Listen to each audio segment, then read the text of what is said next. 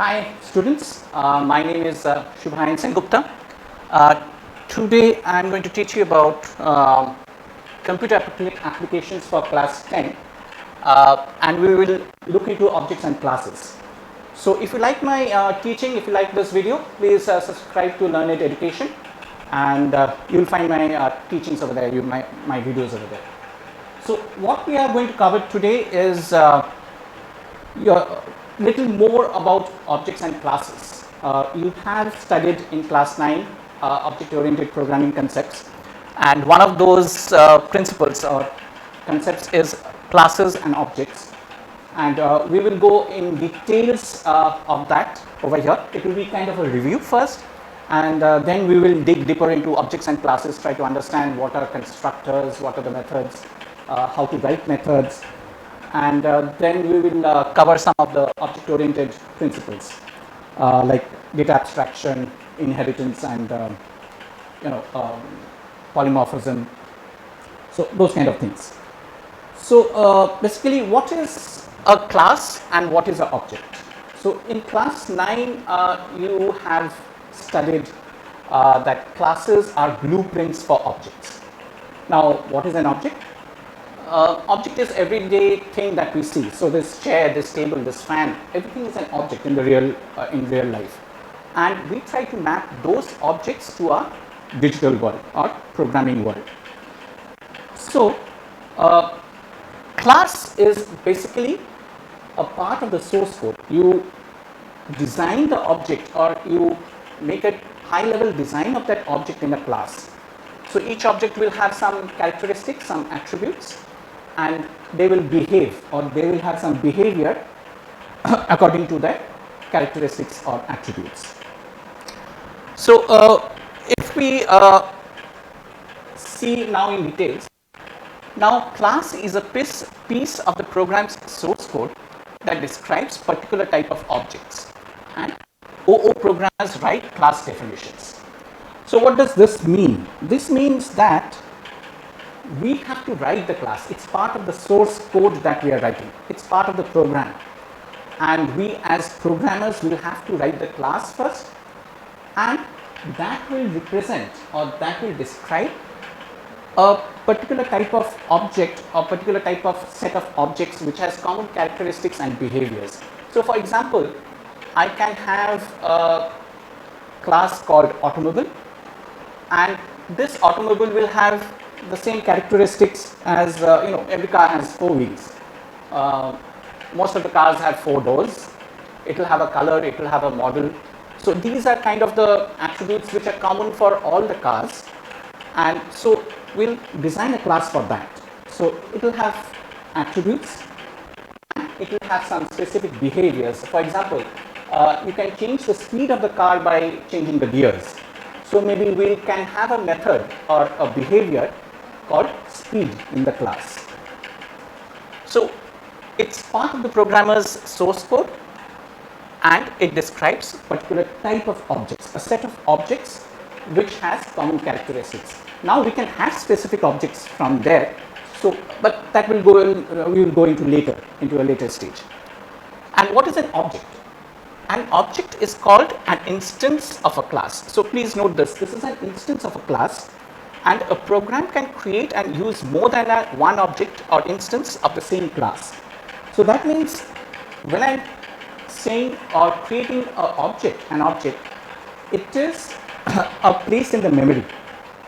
So the class which was written as a part of the source code now gets loaded into the memory as part of the running program. So it's an instance of a class. It's a particular location in the memory which has certain attributes and certain behaviors. So that's why it's called an instance. It's a real life or a instantiation of a class. Okay, so an object is called an instance of a class, and a program can create and use more than one object. So we can create more than one object for one class. So if I have an automobile object, I can create 1, 2, 5, 10, whatever objects I want to or how many objects I need for that program. Okay, so I'll have those many objects in the running program. Okay, let's continue. So as I said, class definition, a class is a blueprint for objects of a particular type. So that means it's a high level design. A blueprint, what is a blueprint? It's a high level design. So if we have, normally blueprint are done for when when you build a house, or when you are building a tall flat um, flat tower kind of a thing. So it's kind of a design based on which that house or the tall building is made. Okay. So class is also a high level design. It describes the object, a real life object, in terms of its attributes and its behaviors. So when you are designing a class, or when you are writing a class, you will have to first analyze what kind of attributes or what kind of behaviors you want to put in the class. So that after you have created the class, you might see that something is missing. Then you have to again modify the code and check, put in the missing pieces over there. So while designing the class, you have to think, analyze, and then create the class. And it defines the structure or number or types of the attributes. So as I said, each object will have some attribute, some characteristic. So inside the class, we will be putting that structure, putting that attribute, which could be a number, or which could be a type, which could be a string, of the different attributes, of the different characteristics of that object inside the class. And it defines available behaviors of its objects. So a behavior will be the state of the object. So for example, if a fan is moving, so I can see it is moving at speed 1. So when I turn the regulator, the fan speed increases. So I can have a behavior called change speed, and that will regulate the speed of the fan. So it will have a particular behavior, or as we will see later, behavior or a method to work on the characteristic which is the speed of the fan. Alright. Okay. So, and what is an object? Object will have these attributes, what you define in the class, and the behaviors that you have defined in the class. Okay. So yeah, now over here, as I said, we can have a class automobile or a class car. So I have this class. What will the class consist of? The class will consist of these following attributes. It could be more than this. You could write more attributes than this, but these are some of the basic attributes or characteristics that a car should have. It should have a model. It should have a color. The number is possible, or at a certain point of time, how many passengers are there, and amount of gas. And you know this data types, double, int, string. We have already class 9. Only this color, this is an object or a class, not an object, but a class where we define what color of the car will have. Okay, so this data type is a class, and we are describing an object of that type. So we will have these attributes, and what would be the values at a particular instance of time when the program is running. We can have these values in the data types, or these values as part of the attributes. So model could be Mustang. So this is a Mustang car.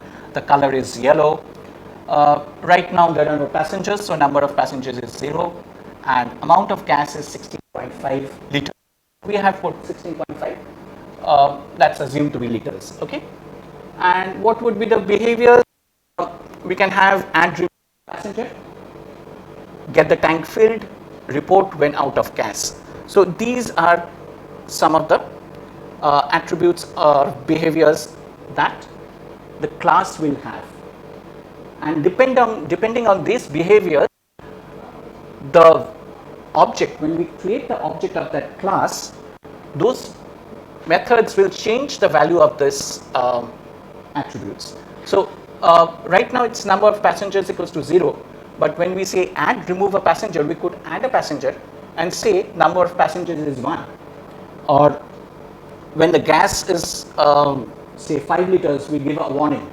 So report when out of gas. So maybe at 5 liters, give a warning so that the driver has time to fill up his tank, go to a gas station and fill up the tank.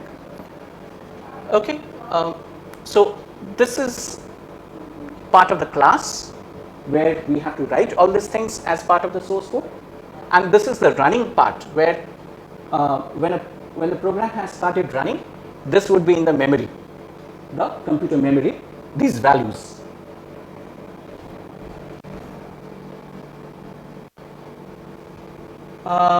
We go into deeper into classes now. So what is a class? As I said, class is a collection of fields or the data. So as we said, the attributes in the previous slide, this model, string model, color, int, number of passengers, double amount of gas. These are the fields. These are the fields or the characteristic or the attributes of that object. Okay, so a class will have this these fields, data and methods or the behaviors, which can be called procedure or function. And these methods in turn will operate on this field or the data so that at a particular state of the object we can have different values. So number of passengers, as we said earlier, will not always be 0. It could be 1, it could be 4, it could be maybe 5. So those values we have to take from the user, we have to take from the person who's using the program, and that method, add passenger, add or remove passenger, act on the number of passengers data, that field. Okay. Now if we go into a bare bone class, we will have no fields, no methods. You have already written this kind of classes when in class 9 when you have written programs. So you write public, class, circle. So public is a keyword, class is a keyword, and the circle is the name of the class you're giving. So this part is where the user defined or the programmer defined name of the class comes in. And public and class both are keywords. Public is an access specifier. By this you're saying that this class is accessible by any other classes outside this package or outside this environment. We'll have no methods and fields, so we'll open a curly braces and close the curly braces. And these are of course comments inside the circle class. Okay. Now if we want to add some fields, want to add some fields, what we will do is, since this is a circle, we will add the x and y coordinate, the starting point or the center of the circle, which will determine the center of the circle. So we will have attributes like double, x and y, and this is public. We are saying this is available or accessible by any other class. And we'll have to define the radius of the circle. So we define again another data type, double, called r, and that is also public. So this is x, y are the center coordinates and r is the radius of the circle. Now these double, these are called the instance variables. We'll come to that later. Why are they called instance variables? We will define that, or we will try to make you understand what is that instance variable. For now we have added this public double r, and this class has been again copied over here. Okay, so we will continue. Now see, without any methods or without any functions, just writing data fields inside a class will not make any sense, because without the functions or without the methods, the class will not respond to any messages. Now, we have seen, you must have read in class 9, objects communicate each other with by passing messages. So, one of the object, when it calls another method of another object or in its own class, in its own this class definition, it has to pass some message. So, it could be any message, maybe it's not passing any parameters at all, but it calls that method. So, when it calls a method, it is passing a message. It is trying to call that method and trying to tell it that, okay, you have to do some processing, you have to do some logic, process some logic and work on that attribute that is there. So, without methods or without any behaviors, it does not make sense. So, a class with only data fields has no life. Objects created by cannot respond to messages, right? Now, methods are declared inside the body of the class, but immediately after the declaration of data fields. So, this is kind of a rule.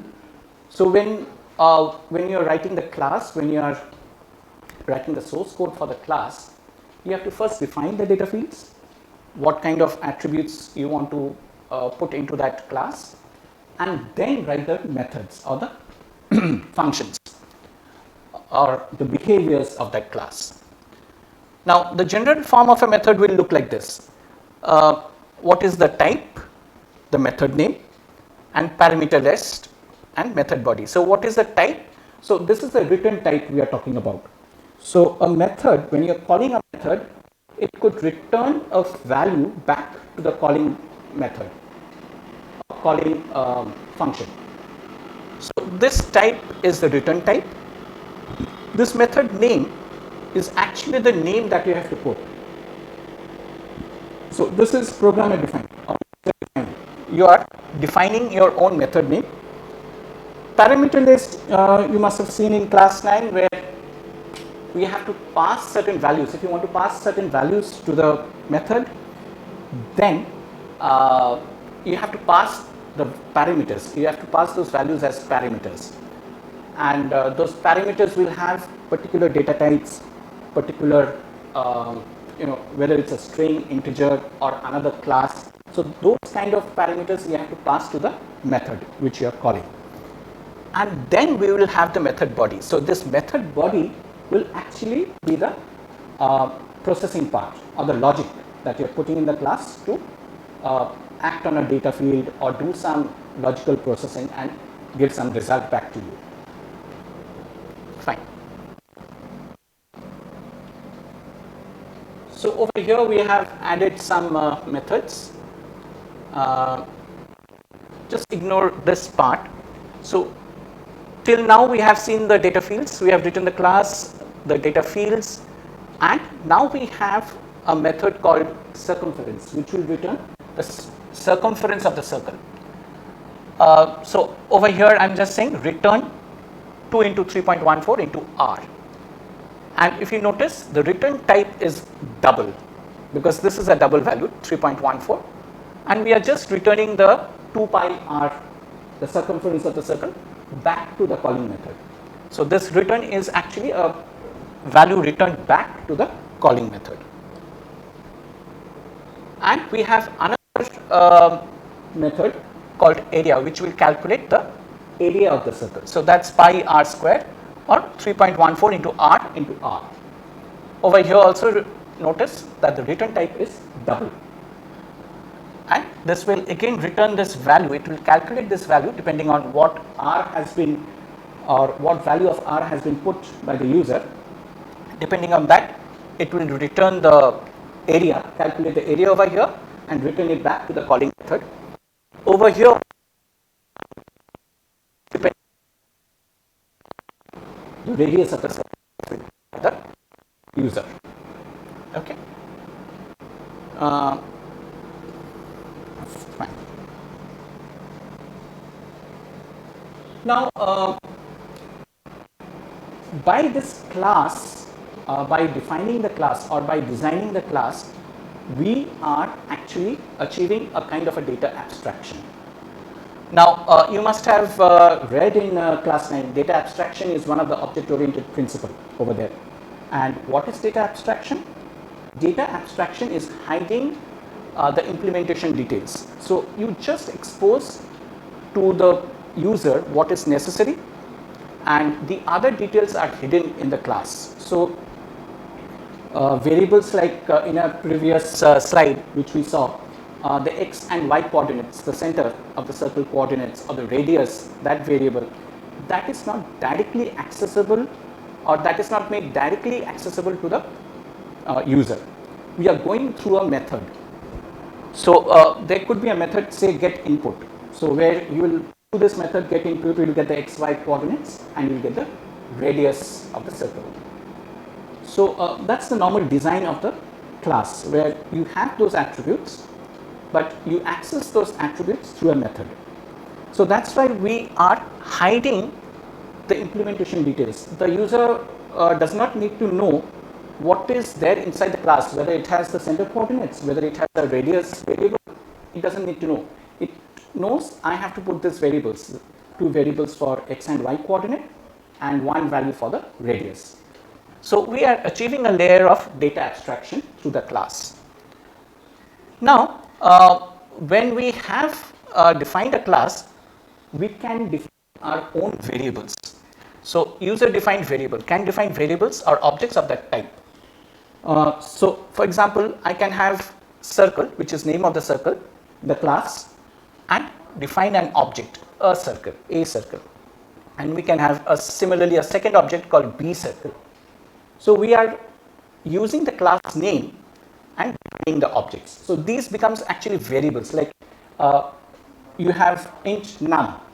So, in the primitive data type, we can use directly the int keyword, have our own name num, and we have our own variable over there. So, similarly, when you have a class, you can have your own variable. These are the variables of type circle. So, this object will be of the type circle, like num was the type of integer. Okay.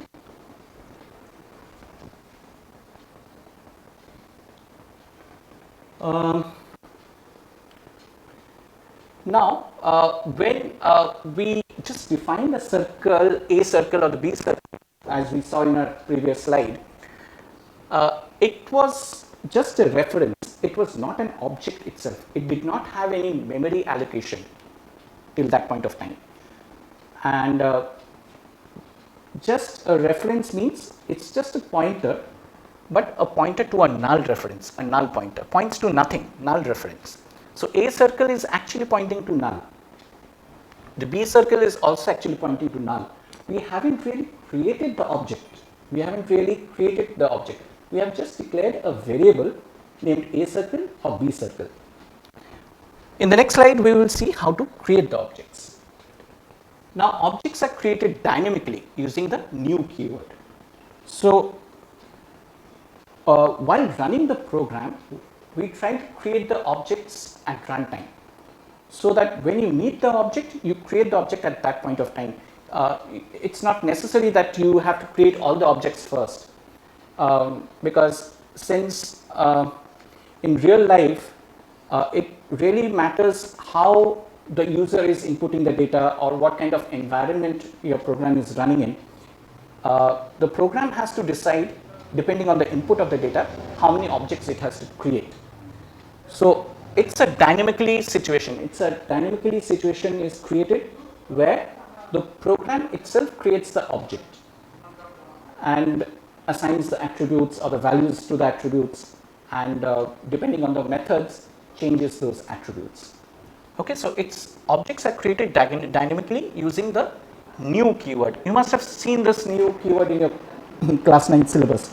So, new keyword is actually the part where you are creating the object or allocating a memory space for that object in your computer. So, when you say, for example, A circle equals to new circle, at that point of time, this new circle is actually pointing to a memory location. So, So these are memory locations. So I'm just writing mem locations over here.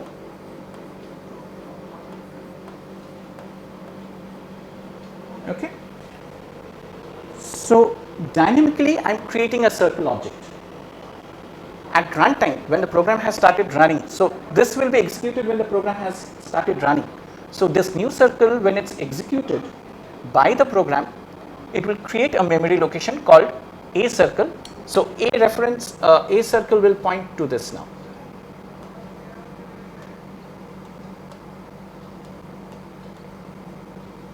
And B circle will point to this now.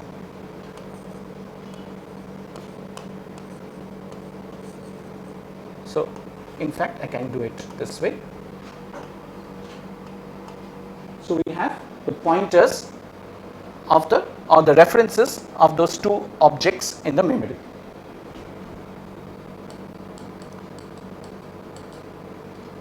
Okay, I hope you are able to follow till now.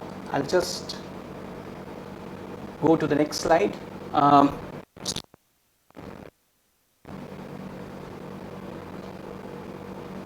So over here we have created, as we saw in the previous slide, we have created the objects. Now we are changing the reference of B circle to A circle.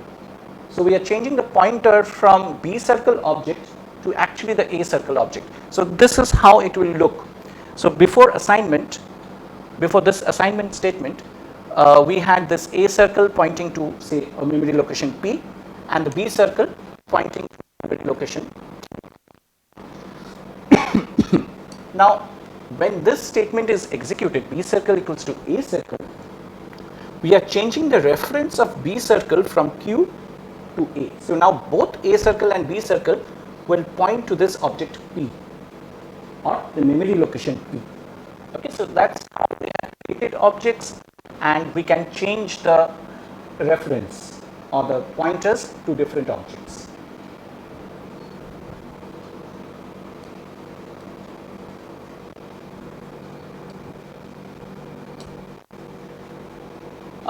So we go into the difference of the classes and objects now. What is a class? It's part of the program's source code, as we have seen and discussed in our earlier slides. You have to write the class, so it's part of the program's source code. It is written by a programmer, whereas object is actually an entity in a running program. So you can say an object is a virtual class or virtual depiction of the class in memory. So it's an entity.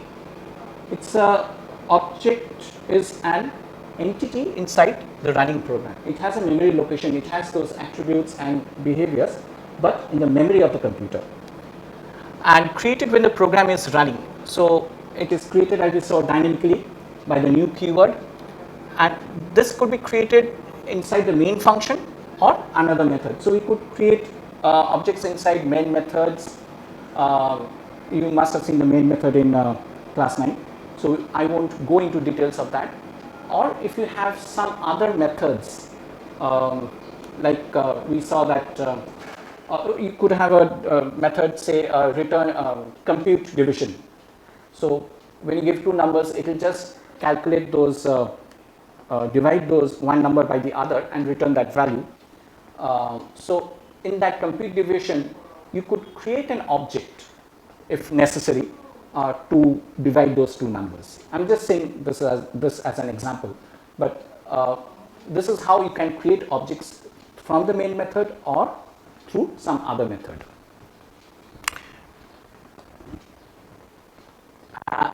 Further, class specifies the structure or the number and types of its objects attributes, which is same for all of its objects. So as I said, a class is kind of a blueprint or a kind of a factory, you can say, for objects which are having all common properties, and it will store those attributes or fields in either number or types, other types of data types, and this would be same for all the objects. For example, as we said, as I said, the car object, if we have, the class will have the attributes color, the model, number of passengers. So those attributes will be same for all the car objects that you create. So the design will have those attributes. So we have those different data types, as I said, string, model, color, which is a class, and int number of passengers. So those are the data types we have in the class, and it will be same for all the objects. And it specifies the possible behaviors of its objects. So as we saw in the previous slides, add, remove passengers, or give warning when out of gas. So those are the methods or the behaviors that the class will have. And what is an object? It holds specific values of attributes. These values can, the object will be the dynamic state of that class or of that real life object. So when we have the car, in real life, when you are interacting with the program which has a car object, then you will have different values. You will be giving the different values to your car. So when it's running, the gases will get burnt out, and at certain point of time you have to give the warning. So that will change the value of the gas from initial value. Say you have 100 liters initially, but then 5 liters, at 5 liters you will give a warning. So you will have to decrease those values from 100 to 5, and when it reaches 5 you give the warning. So object will actually hold the specific values of those attributes to indicate the different state of that object. So the object may not be the same, it will change over time. So those values will be held with the attributes at different points of time, and it will behave appropriately when called upon. So when you call a method, say add, remove passenger, that method, so it will act appropriately. It will act on that number of passengers, or data, and change the value over there. So it will, the behavior will change depending on the state of the object, and that behavior will be done, change in the behavior will be done through this method or the function that we call.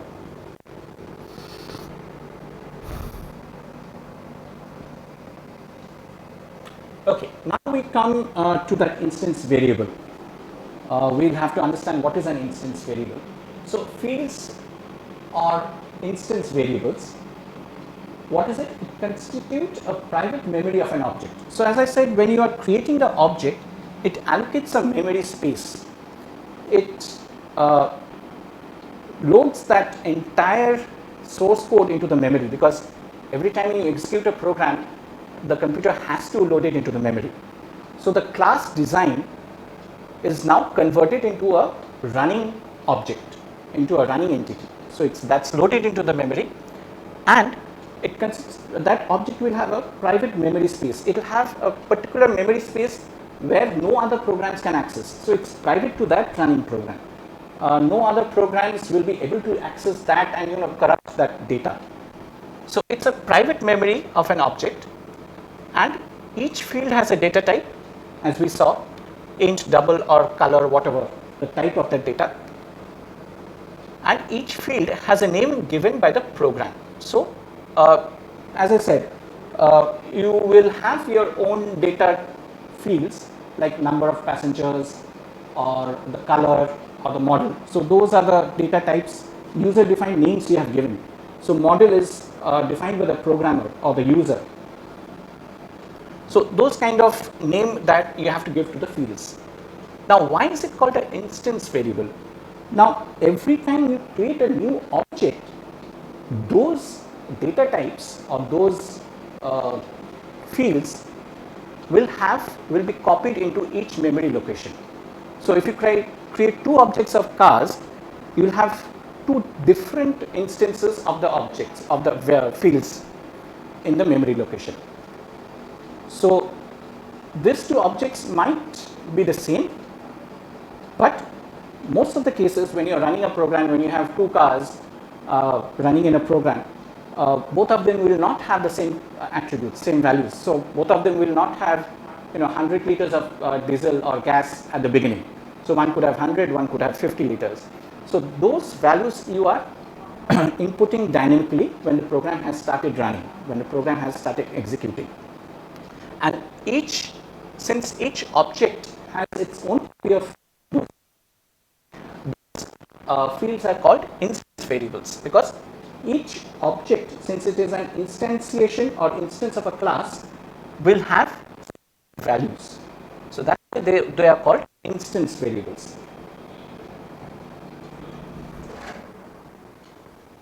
Now over here we see in details what is an instance variable. Those variables that are associated with each object uniquely. So those fields, when you create objects, different objects of the same class, each object will have its own variables, and it will be associated, those variables will be associated with the object uniquely. So if you have, say, car1, car2, car3, 3 objects and many such objects, each variable will identify or will have different values depending on the state of that object. So each variable will be uniquely associated with the variable, and each instance of the class will have its own copy of each of these variables.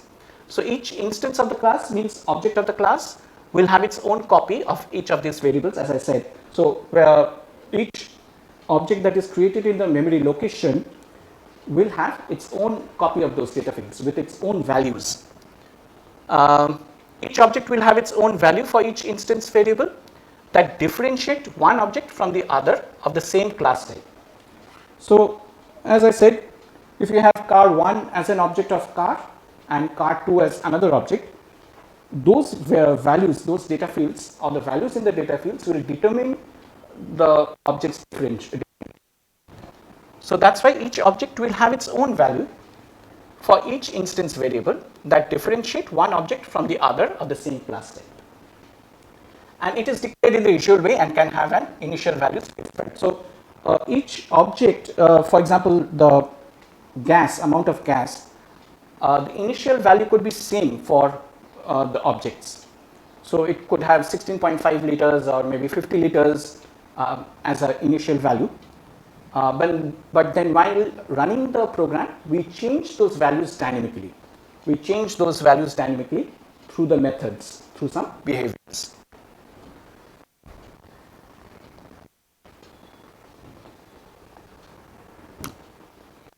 Come to the concept of class variables, or what is a class variable?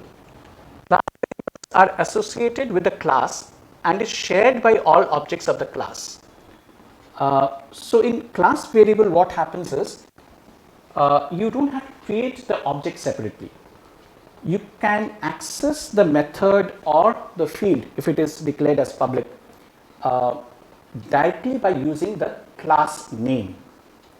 Okay, so that there will be only one copy of those fields or those methods in the memory location.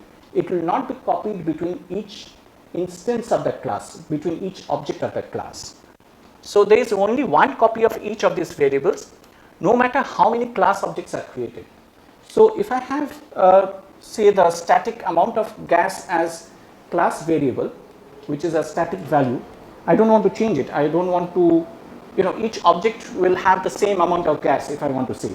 So I can declare it as a class variable. Then there will be only one copy of amount of gas field for that class in the memory location. And they exist even if no objects of class have been created. So as I said, if I create a class variable, I don't need to create the object. I can directly access that method or that field by using the class name. So I don't have to really create an object of that class. And these variables are also called static fields. Now, static fields again means that those values will be same for all the objects. That field value will be same for all the objects. It will not change. Unlike instance variables, where you can have unique values for different objects, the class variable will have the same value for all the objects. So these variables are also called static fields. Static in the sense that it doesn't change for each object because we use the keyword static. You must have used the keyword static in class 9. So when I say a variable as static, it means that will have only one copy in the memory location, and that field will be known as class variable. We will see it in the next slide because we use the keyword static when we declare it. So we will see in the next slide how we are declaring it. So I can have private, the access specifier, use this keyword static.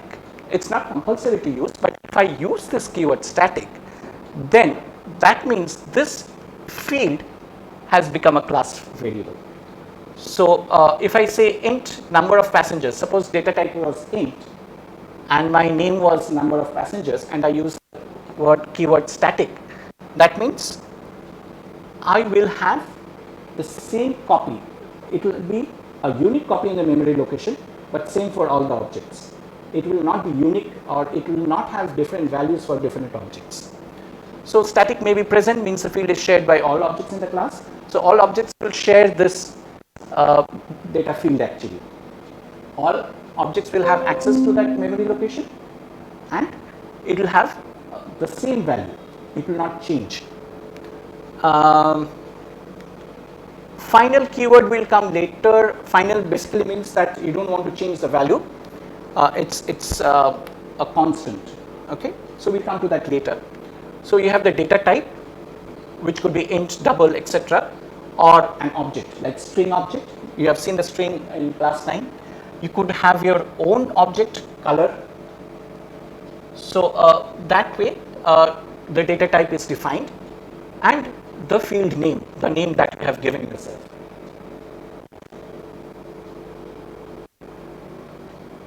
We'll continue ahead. Okay. Now we will dig deeper, slightly deeper into the class and how objects are created in memory. You must have read about constructors in class 9. We'll quickly go through that. What is a constructor? It's a short procedure for creating objects of a class. Always have the same name as the class.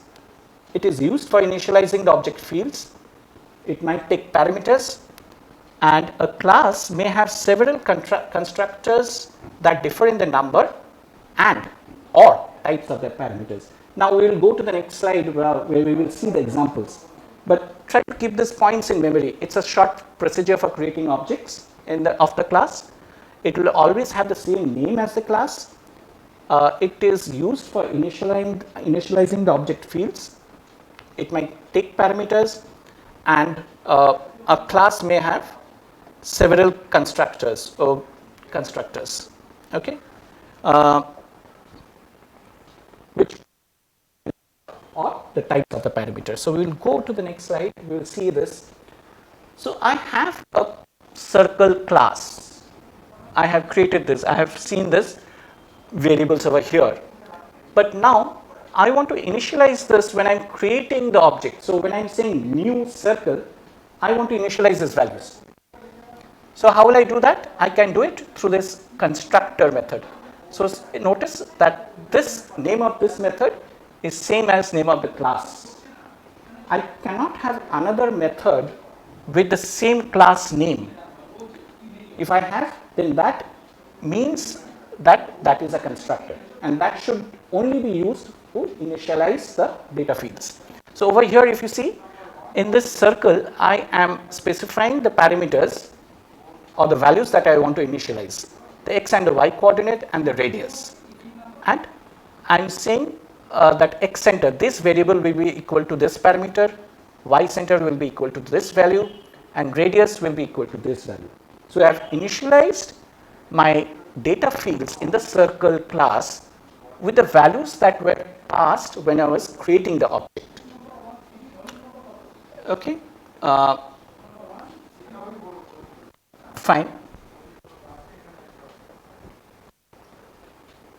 So for example,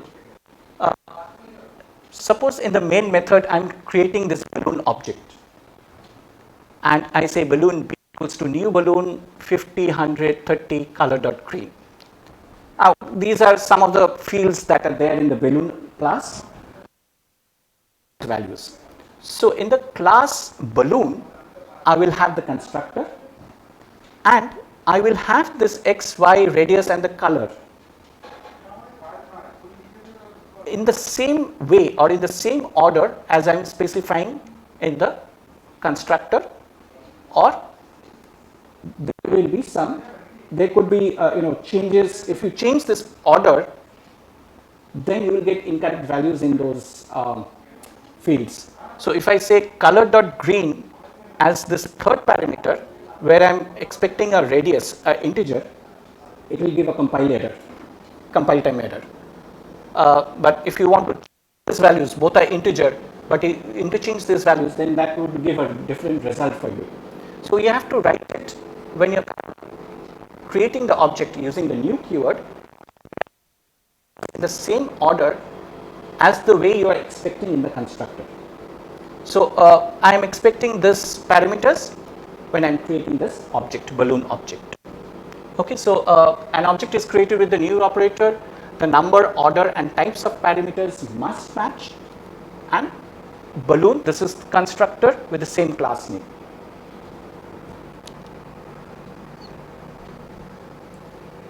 So these are some of the constructors that are actually used in the Java library.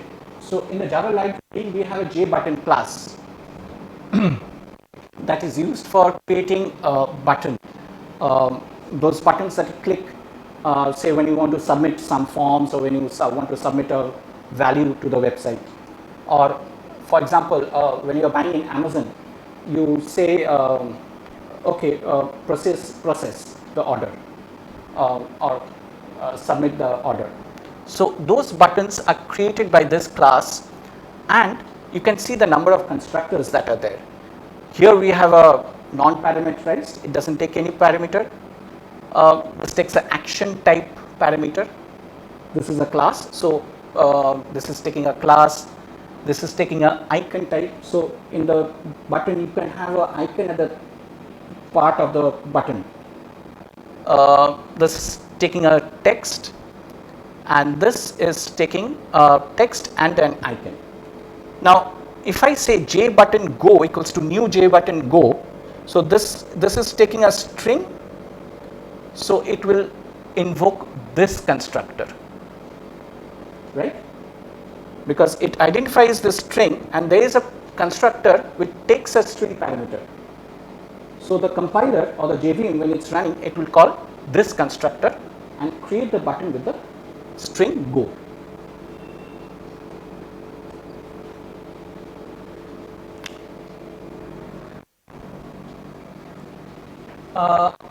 Now what are methods? As we saw, those are the behaviors or those are the functions that actually change the attributes. So we have to call that method with the object name. So we call them for a particular object. So I can have a balloon big blue and I construct the balloon, create the new object with this initial values.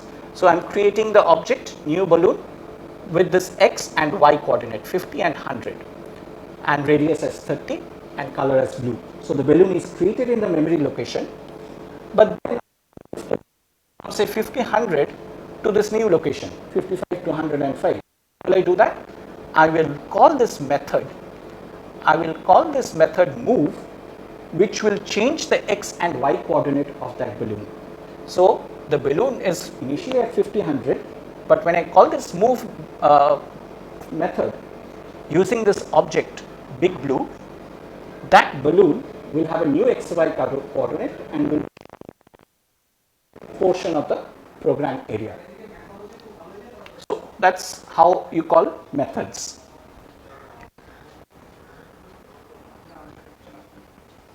Methods, you have seen this, you have already read this in class 9.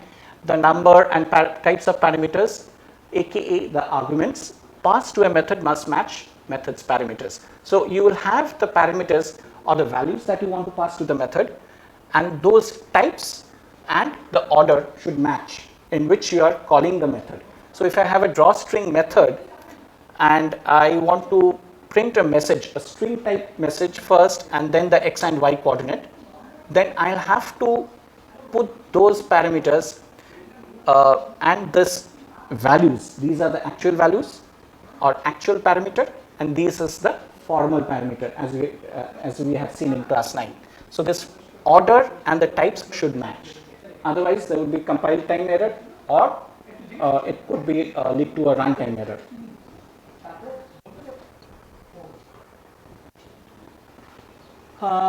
Okay, and method can return a value. So it could return any of the primitive data types, int, float, double, boolean, and it could also return an object, user defined object. So I could also return an object type, but when I'm specifying the word void, it means I'm not returning anything to the calling function. I'm not returning any value back from this function to the calling method. So that's a quick recap of the methods that we have done. Now we come to the part of encapsulation and information hiding. This is again one of the object-oriented principle that we have seen in class 9. We'll just go into quickly try to review what is that. Now a class interacts with other classes only through constructors and public methods.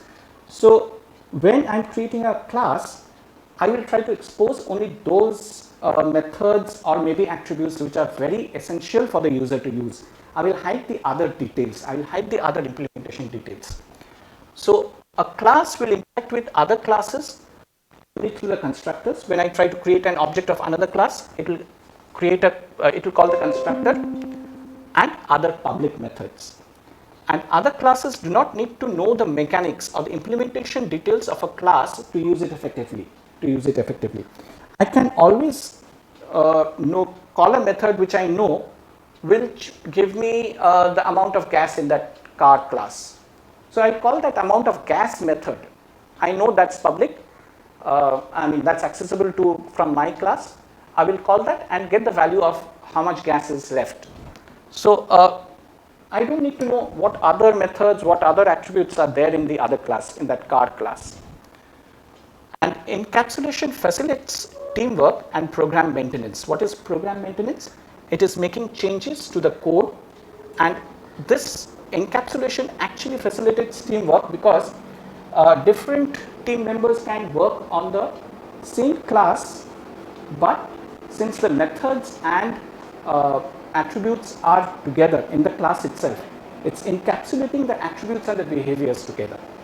So each team member can work on a different method because it will not affect the other methods, or they can work on different classes also, because a program, when you write a big program, it will have different classes and with different methods and different attributes. So your team member can work on the different classes and change the coding, change the code as necessary. So since your attribute and your behaviors are together in one class, you can only one particular change. If there is only one particular change, you can identify that class and make a change in that method only, or maybe in the attributes field of that class. You don't have to go on changing the method or the fields in every class. So that's how it facilitates teamwork and program maintenance.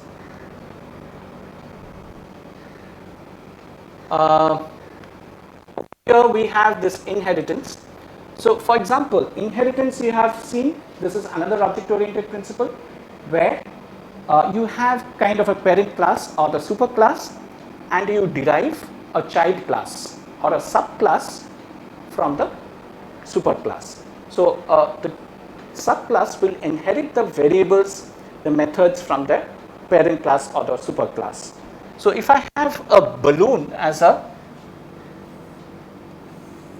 superclass or a parent class, this is parent,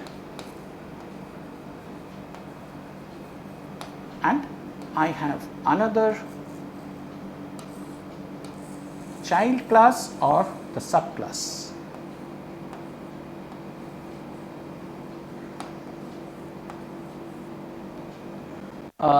So I have this as the parent class, the balloon, and I could have different types of balloons, and one of the type is round balloon.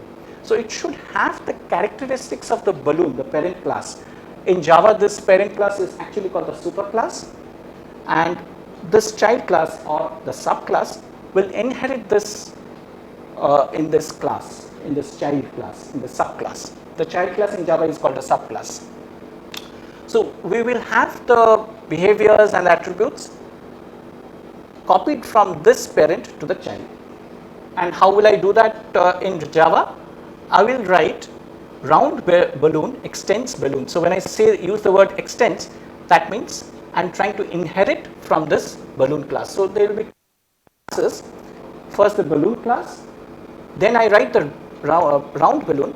But when I start writing the round balloon class, I will write round balloon extends balloon. Okay, so I'll have a child subclass and I have a parent class. So this is inheritance.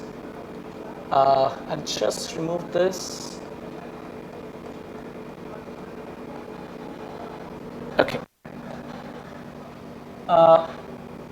In object-oriented programming, a programmer can create a new class by extending an existing class. So as I said, you will have a superclass or base class, and you extend that, the superclass, by creating a subclass or the derived class or the child class. So all superclass attributes behaviors are copied into this, and the subclass can have its own attributes and own methods to suit its own needs. So for example, when you have a car object, that's a superclass. But when I have a particular model, say I have the Maruti Alto 800, I will derive from the superclass car, I'll have a Maruti class, a subclass extending this superclass. So I'll have the behaviors, attributes, behaviors of all the car superclass, and then I can add my own attributes. So for example, the engine size of Maruti will be 800 liters. So that behavior will be particular to this subclass. But the model, the color, the number of wheels, number of passengers, that will all be inherited from the superclass to the subclass. So subclass extends the superclass.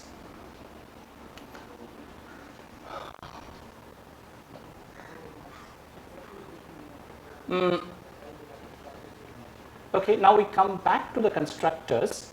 So constructors and methods can call other public and private methods of the same class. So from the constructor and other methods, I can call the public and private methods of the same class, or constructors and method can call only public methods of another class. So for example, if I have two classes, class X and class Y, I have a private field, I have a private method, and I have a public method. Now I can call this private method, I can access this private field. Of course, I can access this public method within the class. From within the class, if I have another method, I can access this private field, or I can access this private method. Of course, this public method will always be accessible. But if I want to access the methods of class Y, then I have to call a public method. Similarly, this class Y, when it wants to access this class X, it has to call this public method of class X. Otherwise, it will not be able to access the class X. Okay, so constructors and method can only call public methods of another class. So if I have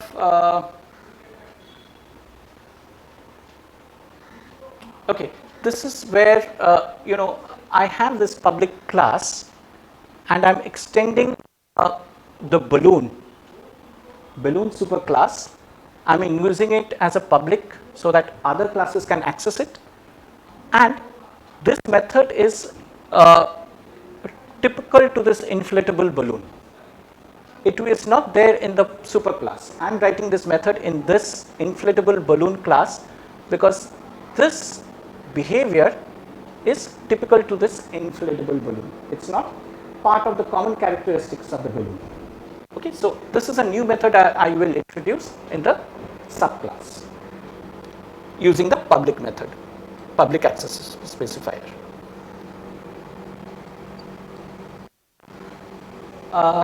So what is a subclass? Inherits fields and methods of its superclass, can add new fields and methods. As we saw in the previous slide, we are adding our new method over there.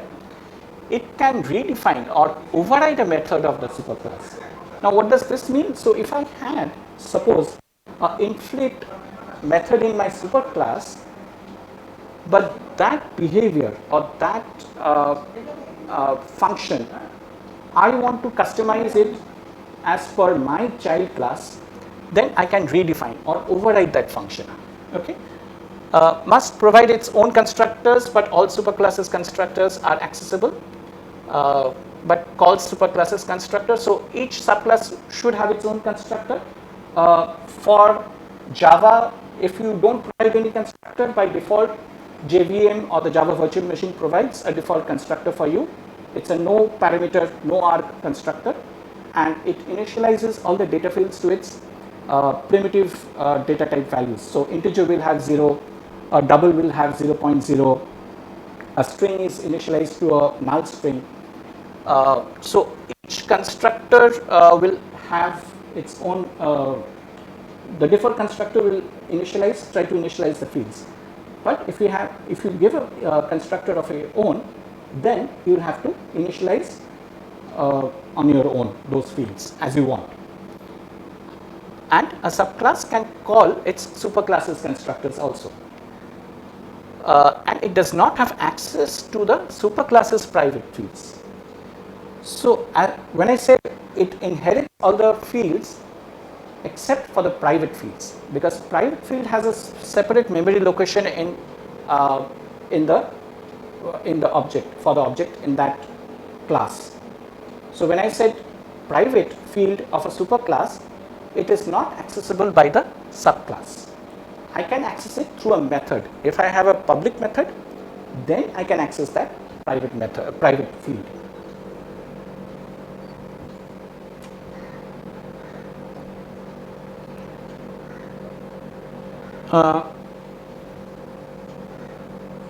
Okay, so we have gone through a quick review of the important concepts of class and objects. We have seen what are the object-oriented principle, data abstraction, inheritance, polymorphism.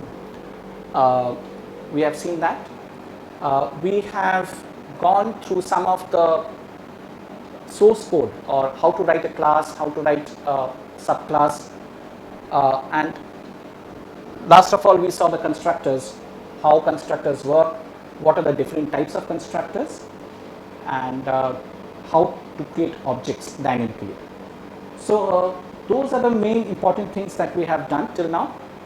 If you have any questions, feel free to write back, and I'll get back to you. Thank you.